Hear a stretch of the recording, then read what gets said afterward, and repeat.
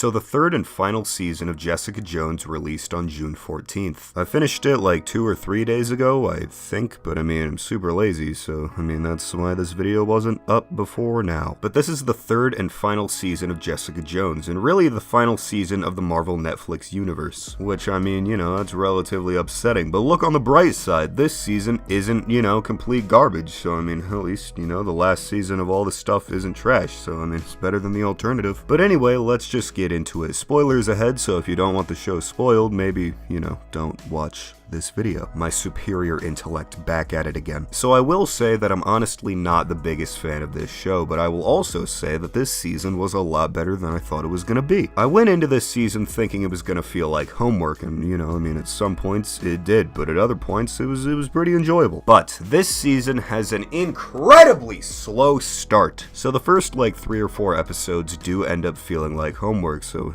you know, let's just like, come on, please, can we go? Listen, I'm not a big fan of Iron Fist, but I'll give credit where credit is due. The second season of Iron Fist was 10 episodes instead of the usual 13, and they should have done that with this season of Jessica Jones. The season really just would have been better as 10, okay? Okay. I really enjoyed Gregory Salinger as the villain. I thought he was suitably menacing. He's a pretty smart boy, and he really manages to get under some of the characters' skin. But his villain is different from the others that we've had in this show because he's a normal guy who, I mean, he's okay with murder, but I mean, other than that, he's a normal guy. He doesn't have any powers. He looks like a normal dude. He just relies on his intelligence and his ability to really mess with and annoy people. It's kind of amazing how effective those two things are all on their own. But Jessica manages to outsmart him in the end because, I mean, she's the main character. She's gonna win. That's how the majority of shows go. I mean, come on. I'm a big fan of Trish's character arc in this season. She discovers that she has powers, so she wants to start doing superhero things, but she ends up going on a killing spree, you know, as you do. Unfortunately, she eventually ends up becoming the very thing she wanted to destroy, and she even has this moment in the last episode where she realizes that she's the bad guy. I don't know, I just really like that whole like part of the story. I thought it was really well done and, you know, pretty interesting. Like, I actually wanted to see what was gonna happen next. I was like, well, I mean,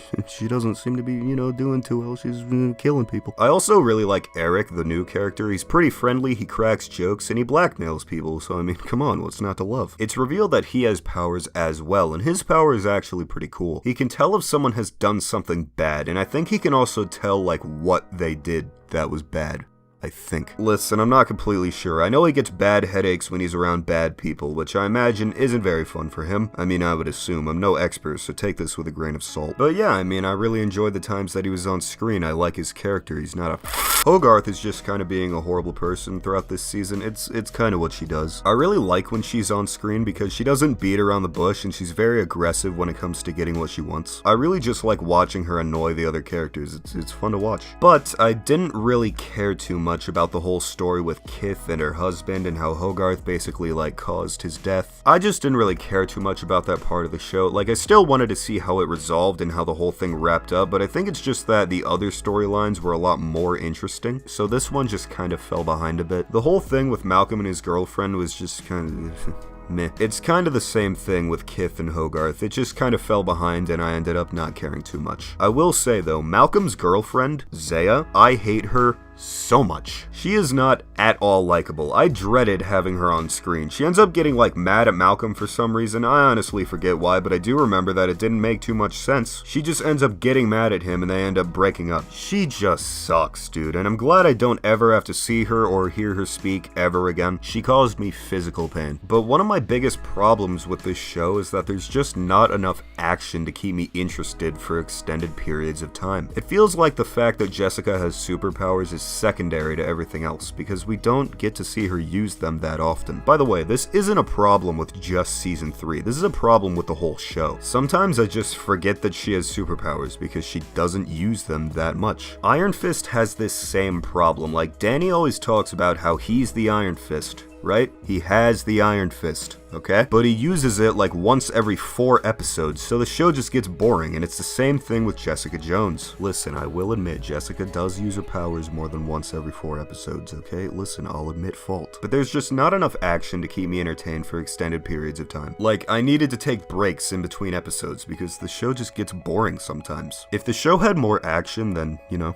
it does. I think I would find the show a lot more enjoyable. But I mean, overall, I think the season was alright. It's definitely not on the same level as like Daredevil or The Punisher, but I mean, I think it was okay. I'm just happy that the last season of anything in this universe wasn't complete trash, so I mean, let's be happy about that. There were some things that I didn't like about this season, and it did get kind of boring sometimes, especially the beginning, because this season got off to a very slow start, but the season didn't feel as much like homework as I thought it would. I found myself being genuinely curious about what was going to happen next, which I mean I would say is better than, you know, not being curious about what's going to happen next. But yeah, the final season of the Marvel Netflix universe is alright. I didn't have to suffer to get through it, but it wasn't like I couldn't stop watching it. I found it moderately enjoyable. But I hope you guys enjoyed this video. Sorry if this review was, you know, bad. I spent way too long writing it because it's been a while since I've written a review and, you know, I'm a little rusty. But I might make a video where I rank each of the shows because I've seen some other people doing that and I don't know, I mean, it seems kind of fun. But let me know what you guys think of this season down in the comments. I hope you guys enjoyed this video. If you did, make sure to leave a like. If you didn't, make sure to leave a dislike, jump off a bridge, whatever suits you. My name's Whitefire and I'll see you